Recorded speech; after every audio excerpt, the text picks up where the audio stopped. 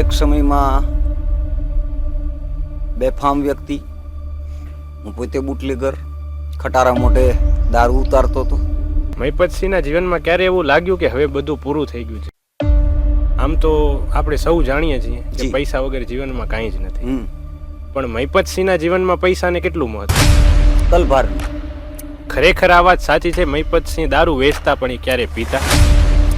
તાજેતરમાં આપણે જોયું કે સંસ્કૃતિનું રક્ષણ કરનારા, સ્ટેજ પરથી સંસ્કૃતિની વાતો કરનારા અત્યારે આંતરજ્ઞાતીય લગ્ન કરે છે.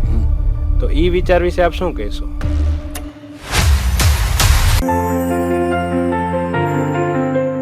નમસ્કાર મિત્રો, મહાદેવ હર. હું છું આપનો અમન ગોસ્વામી. ગુજરાતમાં કલાકારો તો ઘણા છે, પણ આજે આપણે એક એવા વ્યક્તિત્વને મળવા જઈ રહ્યા છીએ કે જે પોતાના મિજાજ અને સિદ્ધાંતોના કારણે એક આગવી ઓળખ ઊભી કરી છે.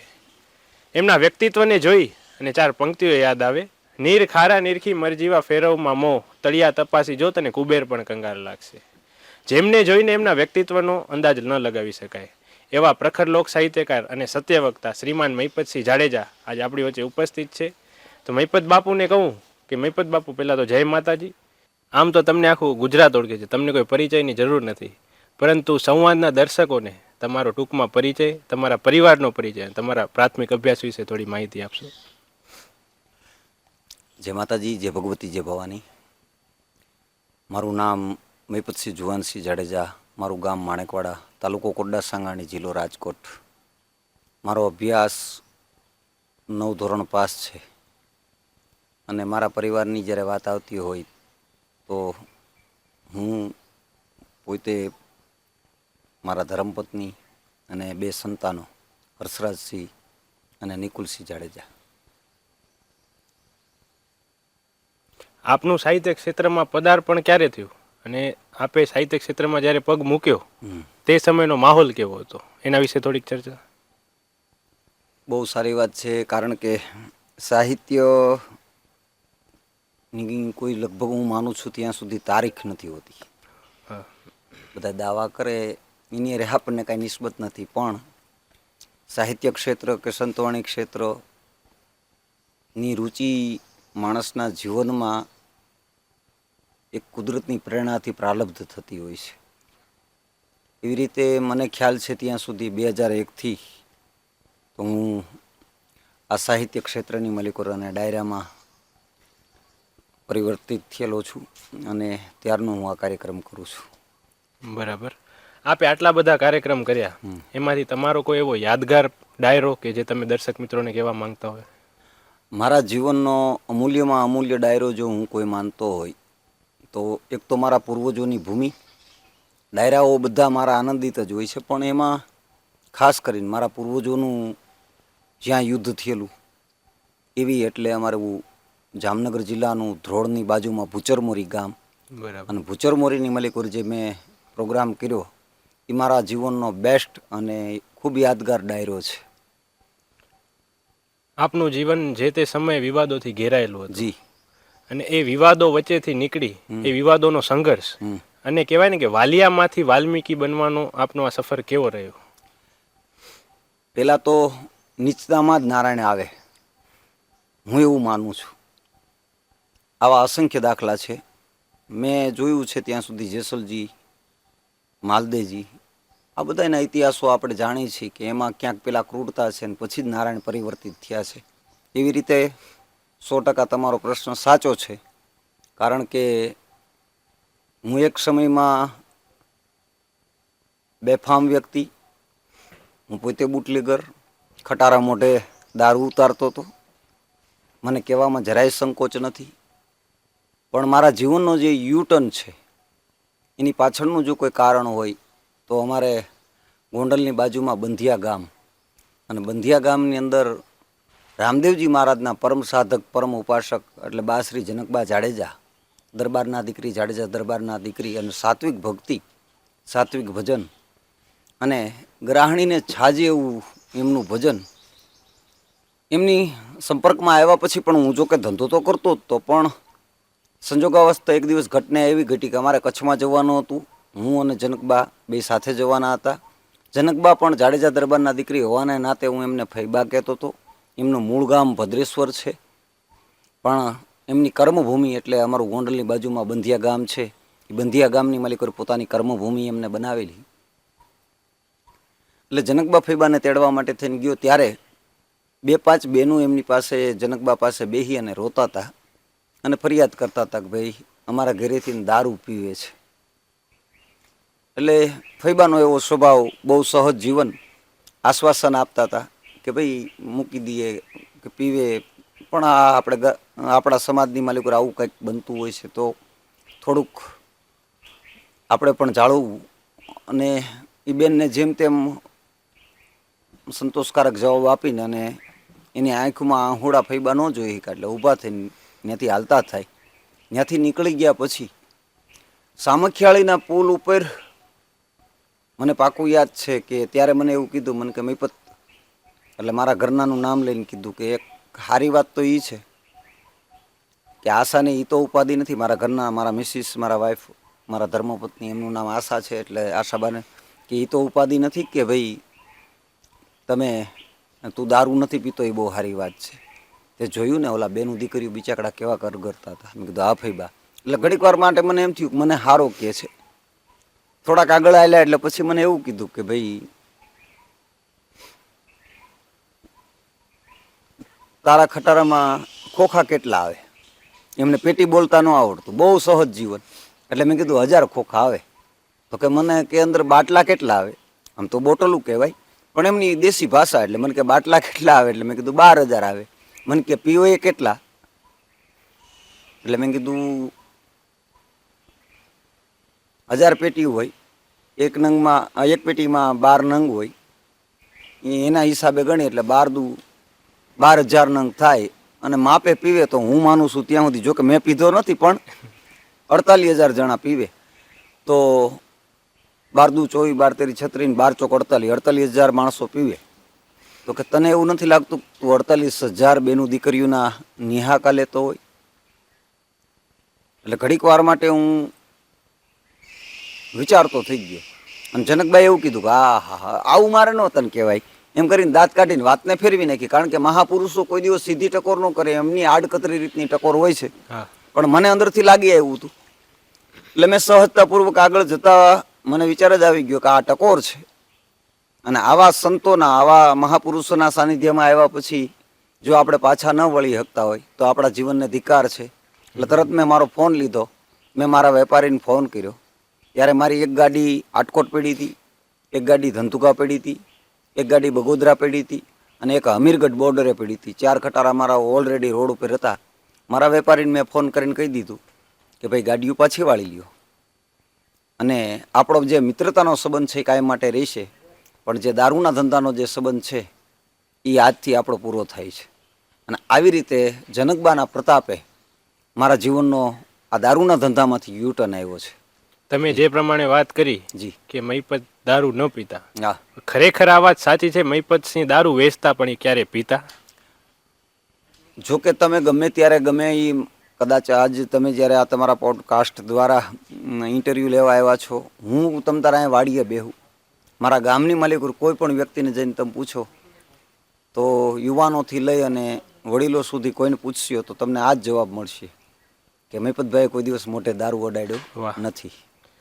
મને તમારા અંગત પાસેથી એક વાત જાણવા મળી છે કે કંઈક તમારી પાસે દલિતનો બાપ કંઈક મદદ માટે આવેલો, અને એ સમગ્ર ઘટનાક્રમ શું હતો સંવાદના દર્શકને તમે જણાવશો? એટલે ઘટનાક્રમ મને જરાક યાદ કરાવો, કારણ કે ઘણા મારા જીવનની માલિકો મારી સહાયતાને પ્રારબ્ધ કરવા માટે ભગવાનની કૃપાથી, નારાયણની કૃપાથી, ઈશ્વરની કૃપાથી, મારા માતા પિતાની કૃપાથી અથવા મારા પૂર્વજોની કૃપાથી એક દરબારના ખોળીએ અવતાર લીધો છે. એટલે સહાય માટે તો બધા આવતા હોય, પણ શેના માટેની વાત છે જરાક મને યાદ કરાવશો? લગ્નના કરિયાવર વિશે કંઈક વાત હતી, મેં આપના અંગત પાસેથી જાણ્યું છે.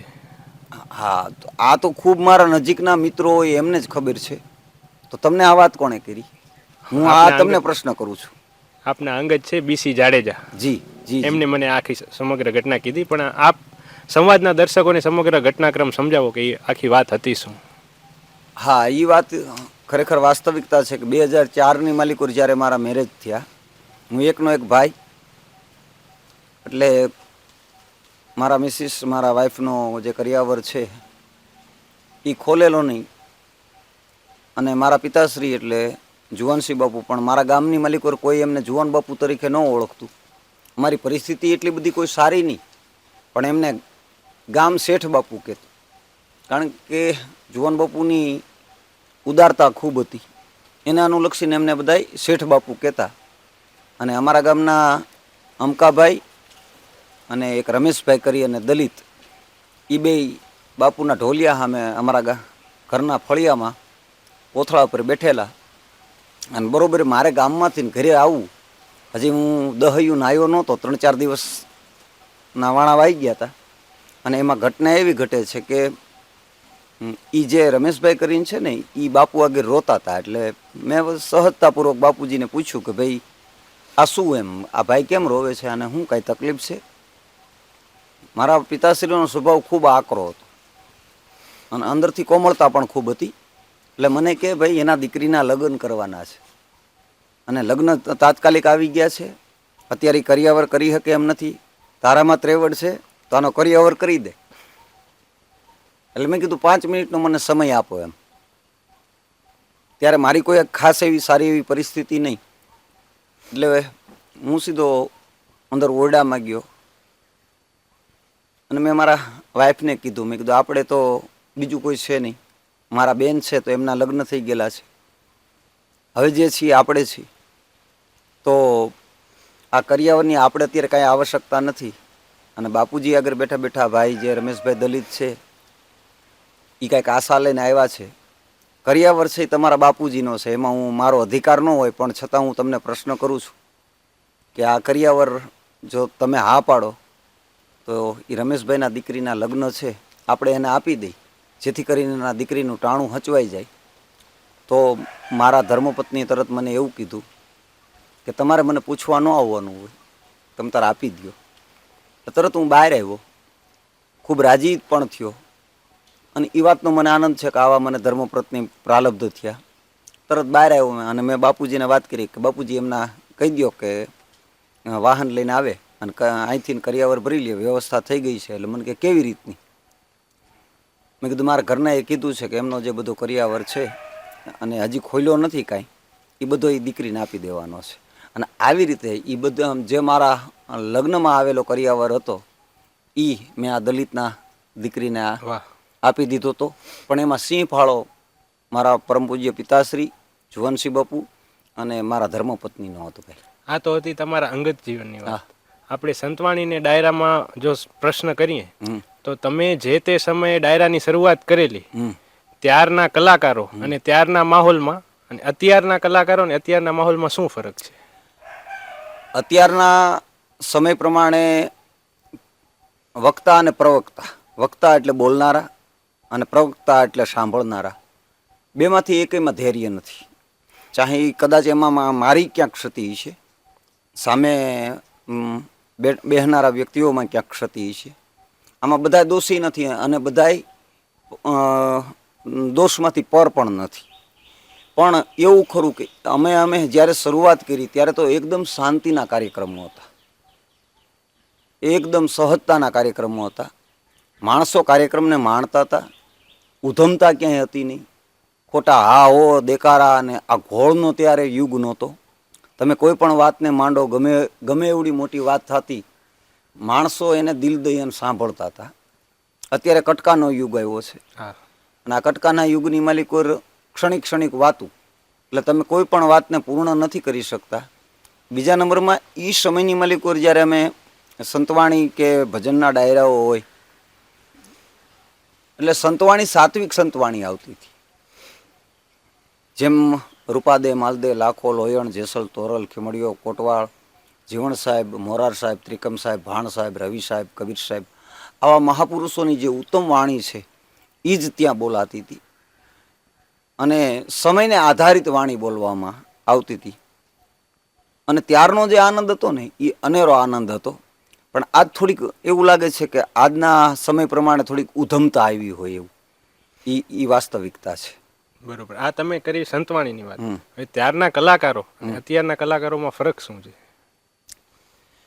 ત્યારના કલાકારો પણ ધૈર્યવાન હતા અને ત્યારના સાંભળનારા પણ ધૈર્યવાન હતા. એટલે એ સમય એ કાળ આખો એક જુદો હતો. અત્યારે શું છે કે ત્યારે પૈસાનું પ્રભુત્વ નહોતું. પ્રોગ્રામોની મળી કોઈ પણ કલાકારને પૈસાનું પ્રભુત્વ નહોતું, પણ સારા વક્તા તરીકે આવવું, સારા વક્તા તરીકે સારી વાત કરવી, સમાજ સુધી સાચી વાતો પહોંચાડવી, સાચી સંતવાણી આપવી.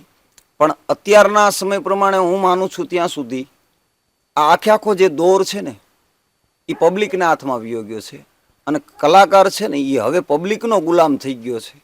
એ વાસ્તવિકતા છે. આમ તો આપણે સૌ જાણીએ છીએ કે જી. પૈસા વગર જીવનમાં કાંઈ જ નથી. હમ પણ મહિપતસિંહના જીવનમાં પૈસાને કેટલું મહત્વ? તલભારની ભાઈ. કારણ કે પૈસાને મેં કોઈ દિવસ પ્રભુત્વ જ નથી આપ્યું. પૈસાથી જો પ્રભુતા મળતી હોત તો સંત દેવીદાસ બાપુ જેવો માગી અને રોટલો ખવડાવનારો વ્યક્તિત્વ, અમરમાં જેવા માગીને ટુકડો ખવડાવનારા વ્યક્તિઓ ને આજ પણ માણસો માથું ટેકાવવા માટે થઈને જાય છે. મસ્તરામ બાપા જેવા બાવલિયાને મેં પ્રત્યક્ષ જોયા છે, મેં પ્રત્યક્ષ એમના દર્શન કર્યા છે. મસ્તરામ બાપુના જે બાવલીઓ ફક્ત એક નાની એવા બાવળના ઝાડ નીચે બેઠા હોય અને એની મસ્તીમાં એને દુનિયાથી કાંઈ નિસ્બત ન હોય અને સહજતાપૂર્વક હરિનામ સ્મરણ કરતા હોય, એની આગળ ક્યાં પૈસો હતો?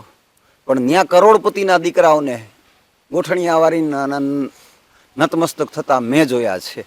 એટલે પૈસાનું મૂલ્યાંકન સામાજિક વ્યવહાર માટે થઈને આપણે બધું કરી શકીએ, ભાઈ પૈસો મહત્વની વસ્તુ છે. પણ પ્રમાણિકતાની જ્યારે વાત આવે તો પ્રમાણિકતા માટે પૈસાની કોઈ પણ આવશ્યકતા હોતી નથી. જી. આજના યુવાધનને તમે શું સંદેશ આપશો?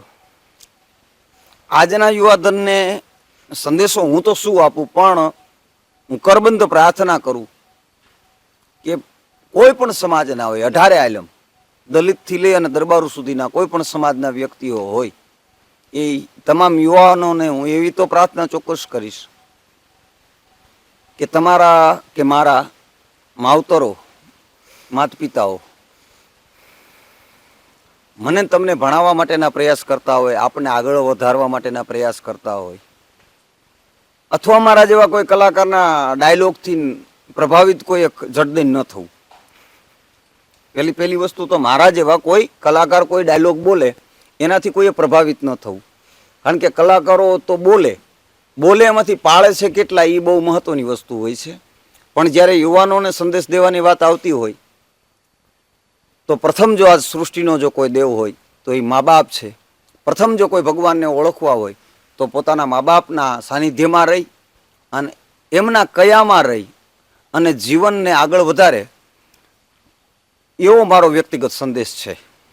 અને આમ તો ડાયરાઓમાં ઘણી વખત રાજપૂતના ગુણ સાંભળ્યા, હા, પણ મહિપતસિંહના મતે સાચો રાજપૂત કેવો હોવો જોઈએ? ભગવાન રાઘવ જેવો,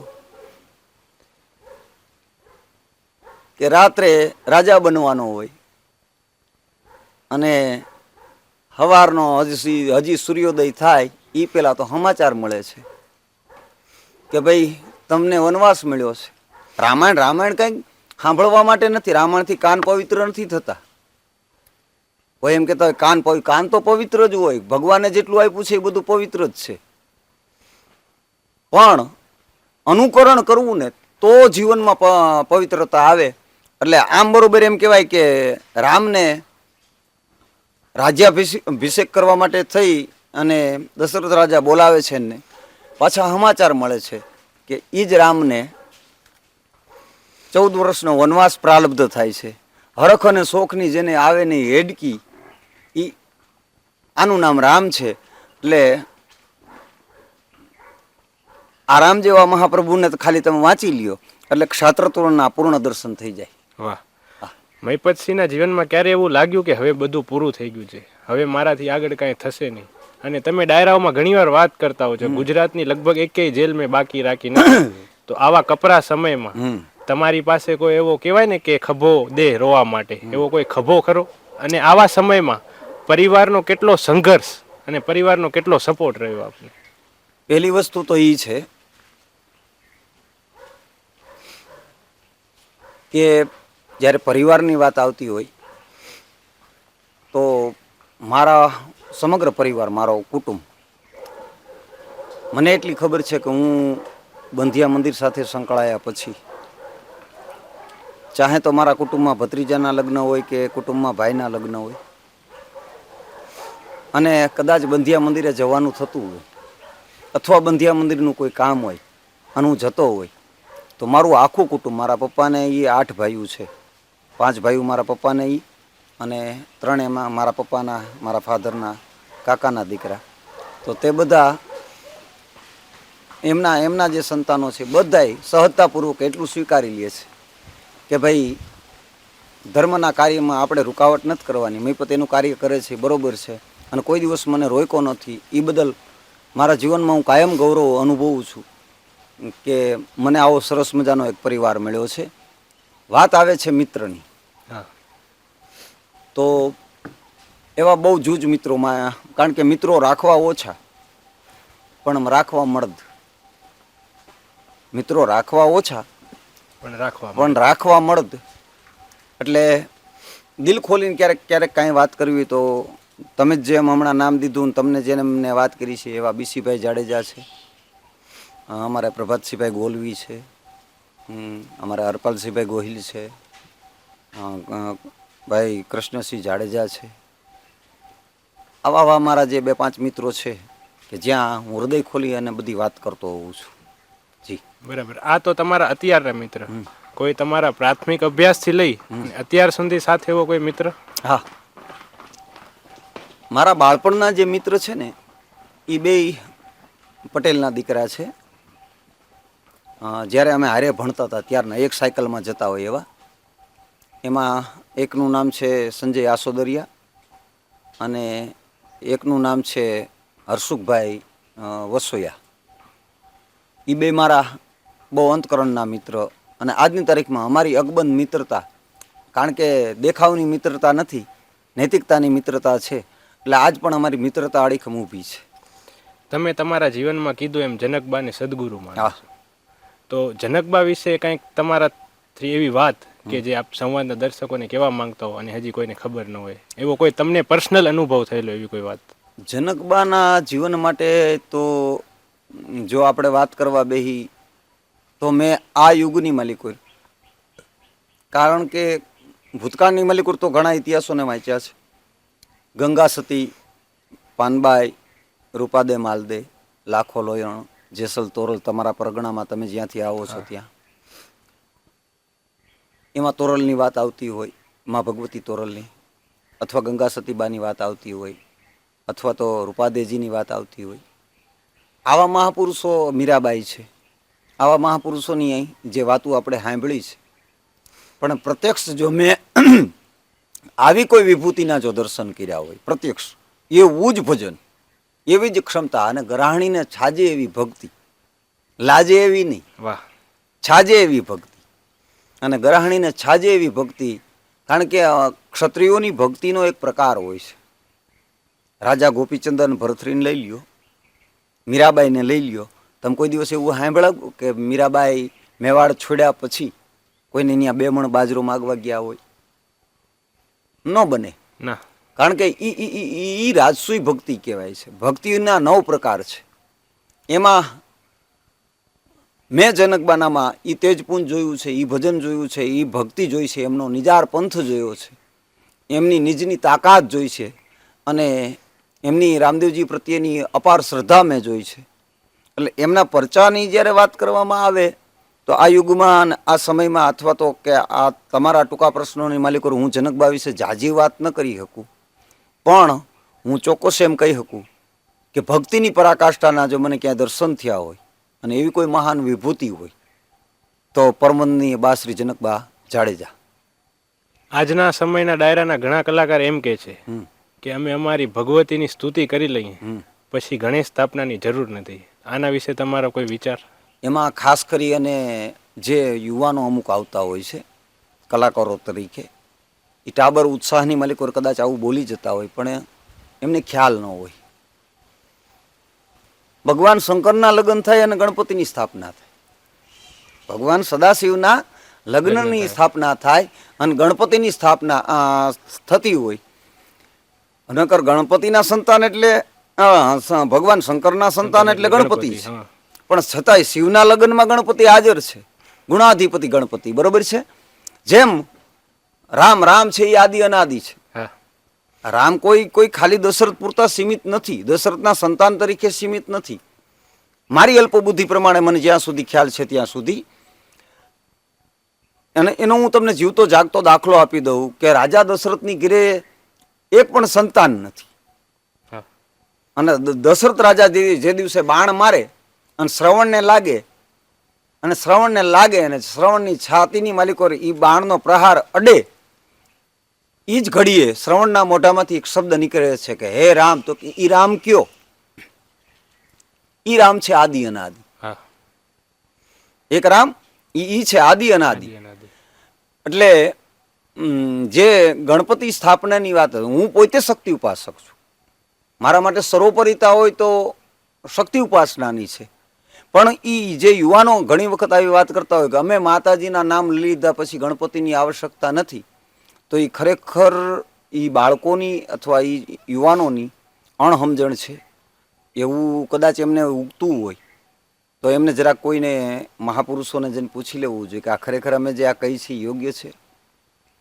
અને આપણે આથી મારાથી ભૂલ થાય મારે પણ કોકને પૂછવું જોઈએ એમ, જેથી કરીને સંતવાણી હોય કે સારું કામ હોય એમાં ગણપતિ સર્વોપરિતા છે. કારણ કે શરીરના 7 ચક્ર હોય છે. આપણી જે આ કરોડરજ્જુ રહી ને એમાં 7 ચક્ર હોય છે. એમાં જે પીઠની પાછળનો છેલ્લો ભાગ આવે એને મૂલાધાર કહેવાય છે. મૂલાધારમાં જે વસે છે એનું નામ ગુણપતિ છે. એટલે કીધું છે કે મૂળ મહેલમાં વસે ગુણેશા, ગુણપતિ લાગુ પાતા. આજે આપણી સંતવાણીની જે આ ભજનોની શરૂઆત થતી હોય છે એમાં ગણપતિ વંદના જે થતી હોય છે એ વાસ્તવિક ગણપતિ વંદના ખરેખર સંતવાણીની માલિકોએ પ્રથમ ગણપતિ વંદના કરવી જોઈ. પછી શક્તિની ઉપાસના થાય. કારણ કે શક્તિના તમે કદાચ પાઠ કરવા માટે થઈને બેહો ને તોય તે પ્રથમ તો ગણપતિ જ બેહાડવો પડે છે. શક્તિની ઉપાસના કરવા માટે જો તમે 9 દિવસ અનુષ્ઠાનની માલિકો બેહો તો એમાંય પ્રથમ તો ગણપતિ જ બેહાડવો પડે છે. પછી તમે શક્તિની ઉપાસના કરો છો. એટલે મૂળાધારને કોઈએ ચૂકવું ન જોઈએ એવું મારું નૈતિક માનવું છે. તાજેતરમાં આપણે જોયું કે સંસ્કૃતિનું રક્ષણ કરનારા, સ્ટેજ પરથી સંસ્કૃતિની વાતો કરનારા અત્યારે આંતરજ્ઞાતીય લગ્ન કરે છે. તો એ વિચાર વિશે આપ શું કહેશો? ભાઈશ્રી, આપે બહુ સરસ મજાની વાત કરી. કારણ કે સોશિયલ મીડિયાના માધ્યમ આજનો યુગ છે એ સોશિયલ મીડિયાનો યુગ છે. સોશિયલ મીડિયાના યુગની માલિકો આજે અમને બધાને હજારો લાખો માણસો સાંભળતા હોય છે. અમારામાંથી સારી અને નરસી, નેગેટિવ અને પોઝિટિવ 2 પ્રકારની વાતો લેતા હોય છે. કોઈ પણ કલાકાર એ સંસ્કૃતિનું સિંચન કરવા માટેથી સ્ટેજ ઉપર આવતા હોય છે. અને સમાજ પણ એની પાસે સંસ્કૃતિને અને સંસ્કારોને પ્રારબ્ધ કરવા માટે થઈને આવતા હોય છે. હવે સંસ્કૃતિના પીરસનારાઓ જો આવી ભૂલ કરતા હોય તો હું માનું છું ત્યાં સુધી એ અયોગ્ય વાત છે. જો આવું જ થવા માંડશે તો ફિલ્મ ઇન્ડસ્ટ્રી જ અને આ જે સાંસ્કૃતિક જે કાર્યક્રમો થાય છે એમાં બેમાં ક્યાંય તફાવત નહીં રહે. કારણ કે શત્રુઘ્ન સિન્હાજી સાહેબની દીકરી જે છે, મેં હમણાં સાંભળ્યું સોનાક્ષી સિન્હા એવું કંઈ એમનું નામ છે, પિક્ચર હારે મારી કોઈ બહુ ઓલું નથી, એને પણ કોઈ બીજા હારે લગ્ન કરી લીધા. આવા ઘણા પ્રસંગો બને છે. અને હમણાં મને 2-4 એવા સમાચારો મળ્યા કે આ સ્ટેજ ઉપર આવનારા કલાકારો, સારા એવા કલાકારો એ પણ માંડ્યા આંતરજ્ઞાતિમાં લગ્ન કરવા. તો હું ના ન પાડી શકું, એમનો વ્યક્તિગત વિચાર છે. પણ પરંપરાના નિયમ પ્રમાણે અને સંસ્કૃતિના નિયમ પ્રમાણે ખરેખર આ જે બની રહ્યું છે તો કાલે સવારે આ સ્ટેજના કલાકારનો કોઈ કદાચ ભરોસો પણ નહીં કરે. હા, 100%. વાહ. આજે જે કવિતાઓ અમુક વ્યક્તિ વહેંચી રહ્યા છે અને અમુક કવિઓ પોતાની કવિતાઓ બીજા કવિને બોલવાની ના પાડે છે, મતલબ એક જાતનું કહેવાય ને કોપીરાઇટ આપે છે. તો આ વિચાર વિશે આપનો શું વિચાર છે? પહેલા તો હું તમને મૂળ દાખલો આપી દઉં કે દાખલા તરીકે અમારા ચારણ કવિઓ જે હતા, પછી ભક્ત કવિઓ હતા, પછી સંત કવિઓ હતા આપણા જે છે એ હા સનાતન ધર્મની સંસ્કૃતિની પરંપરાના. દાખલા તરીકે અમારે મહાત્મા ઈશ્વરદાસજી, તો મહાત્મા ઈશ્વરદાસજીએ આ દુનિયાને હરિરસ નામનો મહાન ગ્રંથ આપ્યો છે કે કૃષ્ણની ઉપાસનાની બીજી ગીતા કહેવાય. એવી જ રીતે દેવયાન એટલે બીજો ચંડી પાઠ કહેવાય. એને વેચવા માટે નથી બનાવ્યું. હા દેવયાનની માલિકો એટલી બધી તાકાત છે, દેવયાનની માલિકો એટલી બધી તાકાત છે કે નીતિથી નિયમથી તમે દેવયાનના પાઠ કરો એટલે તમે અણધારી વાતને ધાર્યા કામ કરાવી શકો એટલી બધી જો કોઈ તાકાત હોય તો એ દેવયાનની માલિકો છે. અને એવું ને એવું જો કૃષ્ણના અનુષ્ઠાનની વાત આવતી હોય, ઉપાસનાની વાત આવતી હોય તો મહાત્મા ઈશ્વરદાસજીનું હરિરસ એટલે બીજી ગીતા કહેવાય. કારણ કે ઓલી સાંસ્કૃતિક ગીતા કદાચ સમજાય કે ન સમજાય, પણ બહુ સરળ ભાષાની માલિકો મહાત્મા ઈશ્વરદાસજીએ જે હરિરસનું વિવરણ કર્યું છે અને એમાં તમે કૃષ્ણમય બની જાઓ એટલી બધી તાકાત એમાં હોય છે. એવા વીરરસના દોહાઓની જ્યારે વાત આવતી હોય તો શંકરદાનજી બાપુ દેથા, પછી અમારા રાજકોટ ઠાકોર સાહેબ મેરામણસિંહજી જાડેજા, જેમને પ્રવીણ સાગર નામના ગ્રંથની રચના કરી છે, એવા ઘણા ઘણા મહાપુરુષો. પછી રૂપાદે, માલદે, લાખો, લોયણ, જેસલ, તોરલ, ખીમડીઓ, કોટવાળ, ગંગાસતી, પાનબાઈ, આવા જે મહાપુરુષો, દાસી જીવણ સાહેબ અમારા અહીંયા બાજુમાં જ ગામ છે ઘોઘાવદર. આ મહાપુરુષોએ જે પોતાના જીવનના અનુભવો અને સમાજને પ્રેરિત કર્યા છે, સમર્પિત કર્યા છે, જેથી કરીને આ સમાજને સદુપયોગી થાય. એને આનું કોઈ દિવસ મૂલ્ય નથી કર્યું. પણ આજનો એવો ક્યાંક યુગ આવ્યો છે કે પોતાની કવિતાઓ પોતે વેચી રહ્યા છે, પણ વેચી રહ્યા છે ને એનો સમય બહુ ઓછો હોય છે. પણ ઓલું જેને સમાજને સમર્પિત કર્યો છે ને એ કાયમ માટે નભવાનું છે, એટલી મને ખબર છે. વાહ, આટલા બધા ગ્રંથ છે, હા. તમારે ઘણા ગ્રંથનો તમને અભ્યાસ હશે, પણ એમાંથી આપનો કોઈ એક કહેવાય ને કે મનપસંદ ગ્રંથ? મારો વ્યક્તિગત જ્યારે મારી વાત આવતી હોય કે ગ્રંથોની વાત આવે, બધા એમ કે ને કે ભાઈ કવિ કવિ કવિ કવિ કવિ, હું તો એ વાતનું ગૌરવ લઉં કે મારા પૂર્વજ, મારા દાદાશ્રી એટલે દાદા કૃષ્ણ વંદે જગતગુરુ, કૃષ્ણએ જે આ જગતને આપ્યું છે ને એવો કવિ તો કદાચ કોઈ ન બની શકે.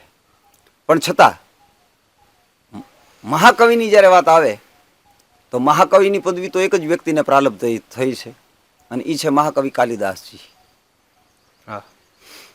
પણ મને વ્યક્તિગત ગમતો જો કોઈ ગ્રંથ હોય અને એ ગ્રંથમાં જો કોઈ હોય તો એ છે રામાયણ. રામાયણ જેવું મને, રામાયણ અને મહાભારત આ બે ગ્રંથો પ્રત્યે મારી વ્યક્તિગત રુચિ છે.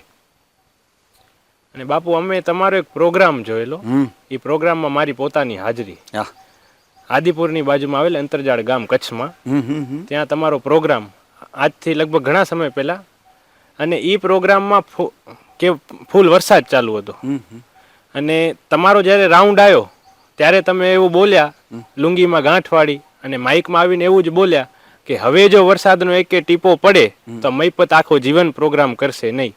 તો આમાં તમે શું માનો છો કે આના પાછળ કઈ શક્તિ કામ કરતી હશે? અને જ્યાં સુધી તમારો રાઉન્ડ હતો ત્યાં સુધી વરસાદનું એક પણ ટીપું પડ્યું નહોતું.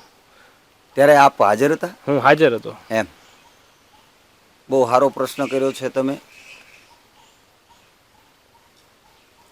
આ જો કોઈ તાકાત હોય ને તો મૈપતની કાંઈ તાકાત નથી, મૈપતમાં કાંઈ એવી ક્ષમતા પણ નથી, મૈપતમાં કાંઈ એવી યોગ્યતા નથી.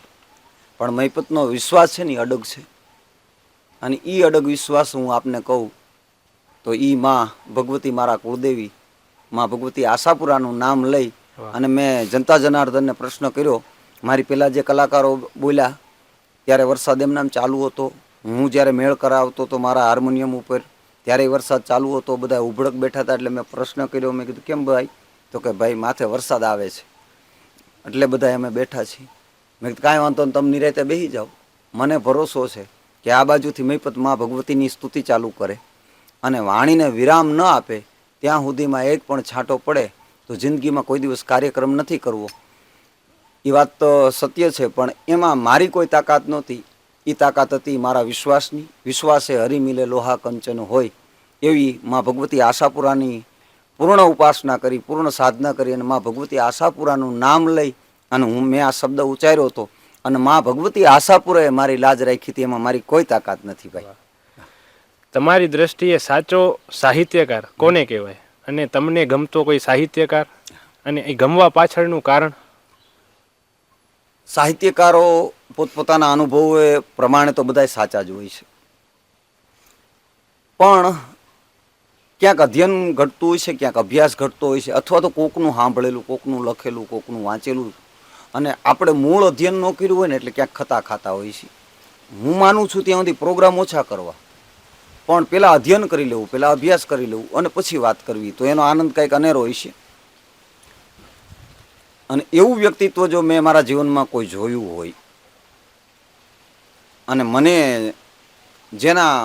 જેની ઓજસ, જેની વાણીની જેને તાકાત કહેવાય, જેના શબ્દોની કાંઈક તાકાત કહેવાય, એવો મારા જીવનનું જે ભૂતકાળના જે સાહિત્યકારો છે એમાંથી જો મને કોઈ મારા હૃદયમાં જો કોઈનું સ્થાન હોય, અને એવો જો કોઈ સાહિત્યકાર મેં મારા જીવનમાં જોયો હોય, એલફેલ વાત નહીં, નબળી વાત નહીં, અને સદંતરને માટે કર્મ અને ધર્મના સિદ્ધાંતોને વરી અને વાત કરનારું વ્યક્તિત્વ એટલે બચુભાઈ ગઢવી. એના જેવું મેં ઉત્તમ સાહિત્ય બીજા કોઈ પાસે નથી સાંભળ્યું. સાહિત્યકારો બધા પોતાની રીતે સાચા જ છે, પણ મારા માટે મારી વ્યક્તિગત વાત જો આવતી હોય તો મારા માટે સર્વોપરી કોઈ સાહિત્યકાર તરીકે હોય, અને એમાંય પાછું ચારણી સાહિત્ય હોય, તો મારા માટે સર્વોપરિતા જો કોઈની હોય ને તો બચુભાઈ ગઢવીની છે. તળપદી ભાષાની મલિકોરની જ્યારે વાત આવતી હોય તો કાનજી ભૂટા બારોટ છે, અને કરુણ રસની અને માર્મિક વાતોની જો વાતો આવતી હોય તો ભીખુદાનભાઈ ગઢવી છે. સાહિત્યકાર અને વાર્તાકાર આ શું બંને એક જ વસ્તુ છે? નહીં, સાહિત્યકાર અને વાર્તાકાર બે જુદા છે. સાહિત્ય, કારણ કે ઇતિહાસ છે ને એ વાર્તા નથી. વાર્તામાં રસ ભળે છે, અનેક પ્રકારના રસો ભળે છે. જેમ સંદરની માલિકુર બધી નદીઓ ભળી જાય, ગંગા, જમના, સરસ્વતી, કાવેરી, જે કાંઈ આ વિશ્વની જે કાંઈ નદીઓ છે બધી નદીઓ ભળી જાય, પછી એમાં એનું અસ્તિત્વ નથી રહેતું કે આ ગંગાનું પાણી છે કે આ જમનાનું પાણી છે, બસ એ સમદર બની જાય છે. એમ વાર્તા છે ને એમાં વાર્તામાં વાસ્તવિકતા નથી રહેતી. વાર્તામાં વાસ્તવિકતા નથી રહેતી. વાર્તાની અંદર ઘણા રસો ભળતા હોય છે. વાર્તાને ઓપ આપવા માટે થઈને કવિઓ પોતપોતાની રીતે રજૂઆત કરવા માટે થઈને અને પોતે જે બોલતા હોય, ગાતા હોય, અથવા તો એમાં એના રૂપકો બાંધતા હોય, એટલે વાર્તાની માલિકોર ઘણા રસો ભળી જતા હોય. પણ જ્યારે તમે ઇતિહાસની જ જો વાત કરતા હોય તો ઇતિહાસ છે એ વાર્તા નથી, અને વાર્તા છે એ ઇતિહાસ નથી.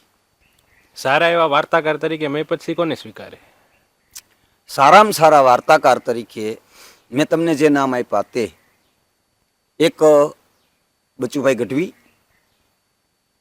કે જેમની પાસે સમય, જેમની વાર્તા સાંભળવા પહેલાં તો ચારણ હતા ને, ચારણને સાંભળવો ને એટલે લોઢાના ચણ્યા જોઈ. ચારણને સાંભળવો એટલે તમારા જીવનમાં સહજતા હોવી જોઈએ. ચારણને સાંભળવા માટે થઈને તમારા જીવનમાં ધૈર્ય હોવું જોઈએ. ચારણને સાંભળવા માટે તમારા જીવનમાં સારું કર્મ હોવું જોઈએ. ચારણને સાંભળવા માટે તમારા જીવનમાં સાધના હોવી જોઈએ. ચારણને સાંભળવા માટે તમારા જીવનમાં ઉપાસના હોવી જોઈએ. એટલે બચુભાઈ જેવો ચારણ જ્યારે બોલતો હોય તો ધૈર્ય, શૌર્ય, રસને લાવતા હોય તોય ભલે, ભક્તિ રસને લાવતા હોય તોય ભલે, પણ મને ખ્યાલ છે ત્યાં સુધી મારા માટે જો સર્વોપરિતા જો કોઈ સાહિત્યકાર તરીકેની હોય તો બધા સાહિત્યકારો બધા સારા છે, પણ મારી વ્યક્તિગત મને ગમતી જો તમે પૂછતા હોય પ્રશ્ન તો મારા માટે તો Bachubhai Gadhvi one man show. બરાબર. અને ખરો અલખનો આરાધક? અલખના આરાધક તરીકેની જો તમે વાત કરતા હોય તો અત્યારે પણ ઘણા યુવાનો પણ સારા ભજનીકો છે, પણ ભજનમાં આવ્યા પછી પાછા બીજું કંઈક કરે છે. ભજનમાં આવ્યા પછી બીજું કંઈક કરે છે, પણ ભજનનું માધ્યમ જીવનમાં જેને કોઈ દિવસ ન છોડ્યું હોય, અને એમાંય ખાસ કરી ખાલી રાગ નહીં, જેની સંતવાણીને સાંભળો એટલે અંદરથી વૈરાગ પ્રગટ થઈ જાય. ખાલી રાગ નહીં, વૈરાગ પ્રગટ થઈ જાય. તમારા હૃદયમાં, અંતકરણમાં તમને સ્પર્શી જાય. તમારા હૃદયમાંથી સીધો ઘાત લાગે, શબ્દનો ઘા લાગી જાય. એવું હું વ્યક્તિગત જેને સ્વીકારું છું.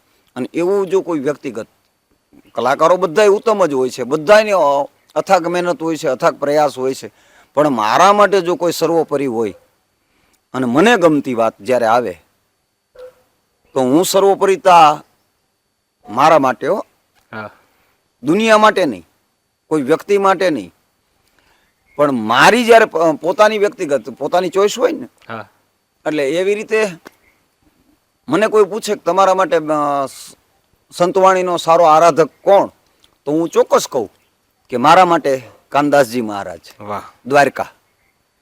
ભારત વર્ષની અંદર અને દુનિયામાં ઘણા બધા ધર્મો અને સંપ્રદાયો છે, જી. પણ તમારા મત પ્રમાણે સર્વોપરી ધર્મ કયો? સંપ્રદાયો બધા ઉત્તમ જ હોય છે.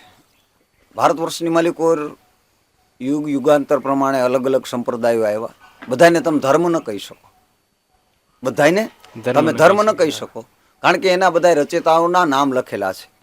કોઈના 250 વર્ષ થયા, કોઈના 300 વર્ષ થયા, કોઈના 500 વર્ષ થયા, કોઈના 700 વર્ષ થયા, કોઈના 900 વર્ષ થયા, કોઈના 1000 વર્ષ થયા, કોઈના 1500 વર્ષ થયા, કોઈના 2000 વર્ષ થયા, કોઈના 2500 વર્ષ થયા. અને એના બધા એના રચેતાઓ છે. પણ જેનો કોઈ રચેતા નથી, આ બ્રહ્માંડની માલિકો, વિશ્વની માલિકો, બ્રહ્માંડની માલિકો, આ વિશ્વની માલિકો, જેનો કોઈ રચેતા નથી, અને એવો જો કોઈ ધર્મ હોય તો વિશ્વનો પ્રાચીનમાં પ્રાચીન જો કોઈ ધર્મ હોય તો એ છે સત્ય સનાતન ધર્મ. વાહ. સનાતન ધર્મના સ્ટેજ પરથી અમુક કલાકારો દેવી દેવતાઓના જોક્સ બનાવતા હોય. હા હા. આના વિશે આપના શું વિચાર છે? એ આ તો જો કે એમનો ભાવ કદાચ ન હોય કલાકારોનો, અને બોલતા હોય તો મને તો બહુ આવું કાંઈ ઝટદીન મગજમાં નથી, પણ સારી વાત છે તમે યાદ કરાવ્યું. કદાચ બોલતા જ હશે તો જ આવી વાત આવી હોય, નકર બને નહીં.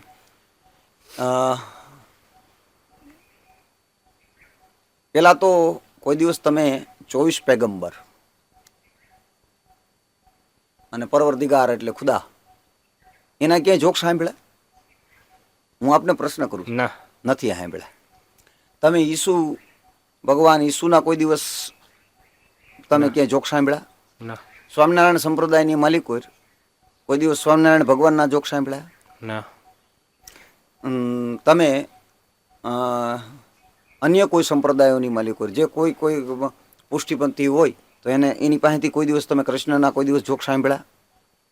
એટલે ઈ કોઈ બધાય પોતપોતાનું જાળવીને બેઠા છે. તો અમને કલાકારોને એવી કોણે છૂટ આપી દીધી છે કે આપણા ઈષ્ટ, આપણા આરાધ્ય, આપણા પરમાત્મા અને આ જગતને ખુશ કરવા માટે થઈને હું તમે એના જોક્સ કરી? આ દુનિયામાં જોક્સ ઓછા છે, અને ખરેખર કોઈએ પરમાત્માના જોક્સ ન કરવા જોઈએ. ચાહે મૈપતભાઈ કરતો હોય તો મૈપતભાઈ પણ પાપનો ભાગીદાર છે, ન કરવું જોઈએ. જો કોઈ આ તમે જેને સ્વીકારતા નથી એની કટ્ટરતાને વંદન છે, ઇસ્લામોની કટ્ટરતાને વંદન છે. એ કટ્ટરતામાં કરુણતા છે કે એને કોઈ દિવસ એના ભગવાનના ક્યાંય જોક્સ એના ખુદાના કે પેગમ્બરોના તમે જોઈ લીજો ક્યાંય જોક્સ નહીં હોય. જે કાંઈ છે એ આપણે જ ક્યાંક પાડ પીટી રહ્યા છીએ. મને ખ્યાલ છે ત્યાં સુધી સનાતન ધર્મને જેટલું આક્રાંતાઓએ, વિદેશીઓએ જેટલું નુકસાન નથી પહોંચાડ્યું, એટલા અમુક આ બધાને લાગુ નથી પડતું ને બધા આમાંથી બાકાત નથી. જે બની બેઠેલા જે આવા ધર્મ પ્રચારકો ખોટા છે, લેભાગુ વ્યક્તિઓ, આ બધાને નથી કહેતો, પણ જે લેભાગુ અમુક જે છે એ ધર્મ પ્રચારકો, બની બેઠેલા ધરાહાર કલાકારો, આ બધાને લાગુ નથી પડતું, પણ અમુક છે એવા કે ઈ લોકો કાયદેસર સનાતન ધર્મની માથે ધબ્બો મારે છે, અને પોતાના ભગવાનના જોક્સ બનાવવા ક્યાં સુધી યોગ્ય વાત છે? અને ભગવાનના જોક્સ બનાવીને તમે સાબિત કરવા શું માગો છો એ જ ખબર નથી પડતી. ભલા માણસ, એ મૈપતભાઈ જોક્સ કરતો હોય ભગવાનનો તો મૈપતભાઈ ન કરવો જોઈએ. મારા જીવનમાં કોઈ દિવસ જો આવો ભૂલ થઈ હોય ને તો હું મારા જીવનમાં મારા જીવનને હું એ પાપનો સહભાગી ગણીશ. અને બીજા કોઈ કલાકારે પણ આવું કાર્ય ન કરવું જોઈએ, એ મારી તમામ કલાકાર મિત્રોને કરબંધ પ્રાર્થના છે.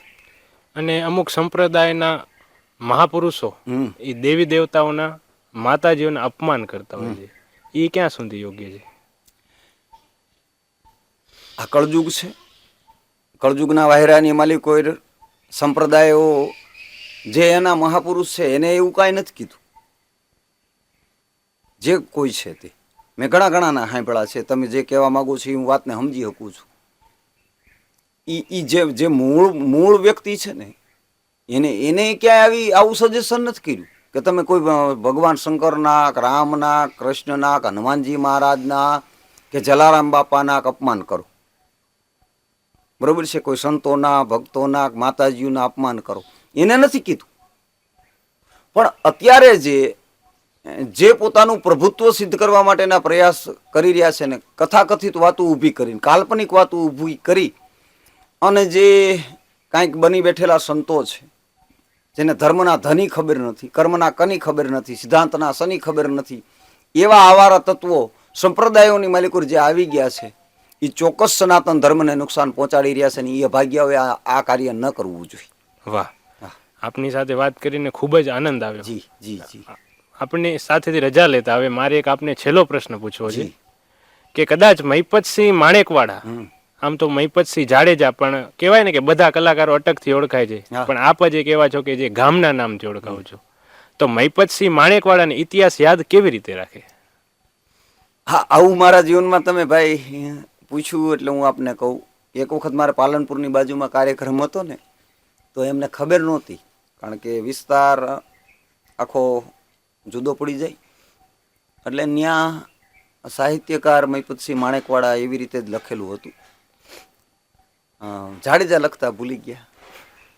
પછી કાર્યક્રમ પૂરો થયો, હું નીચે ઉતર્યો ને એટલે પછી યુવાનો બધા મારી હારે મળ્યા, બધા કોઈ ફોટા પાડતા હતા ને આ તે.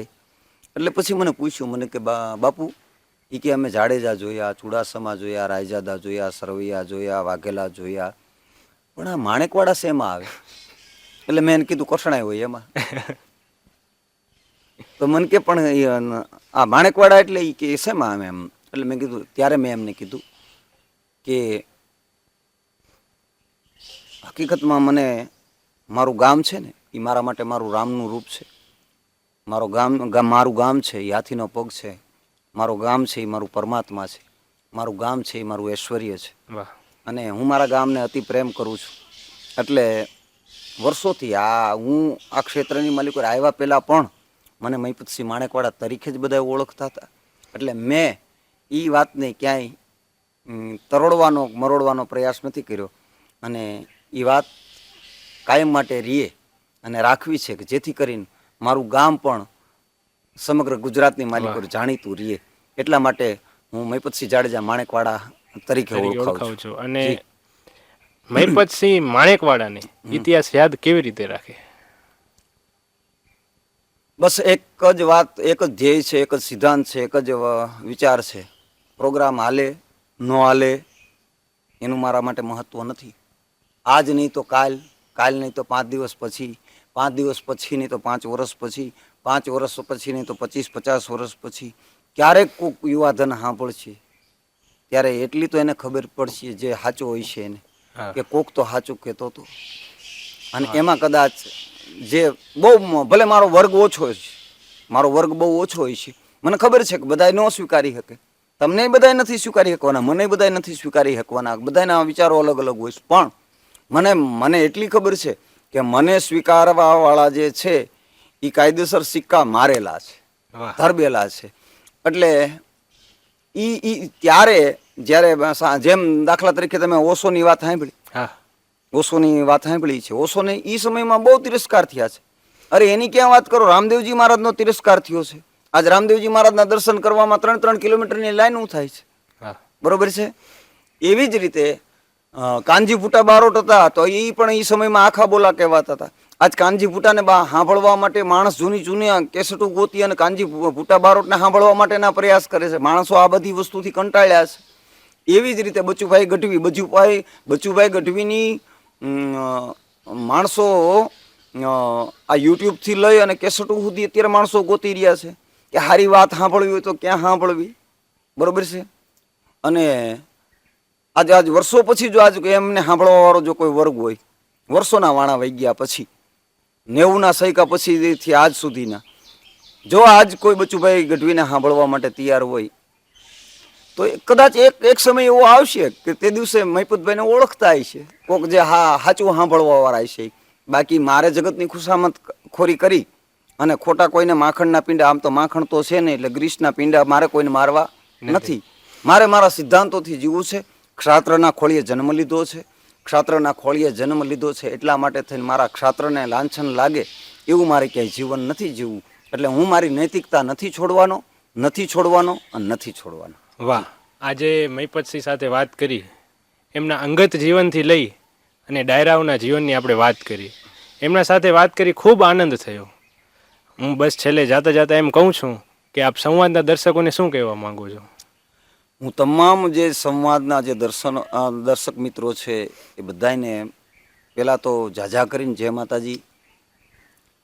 કોઈ પણ સંપ્રદાયની માલિકો હું તમે હોય, કોઈ પણ ધર્મની માલિકો હું તમે હોય, પણ જ્યારે હું આપણી 18 આલમને, સનાતનીઓની 18 આલમને કરબંધ પ્રાર્થના સાથે એટલું તો ચોક્કસ કહીશ કે જ્યાં આપણા સનાતનને નુકસાન થતું હોય, આપણા સ્વાભિમાનને નુકસાન થતું હોય, તરત જ એ વાતનો વિદ્રોહ કરવો એ આપણો નૈતિક ફરજનો ભાગ છે અને કરવો જોઈએ.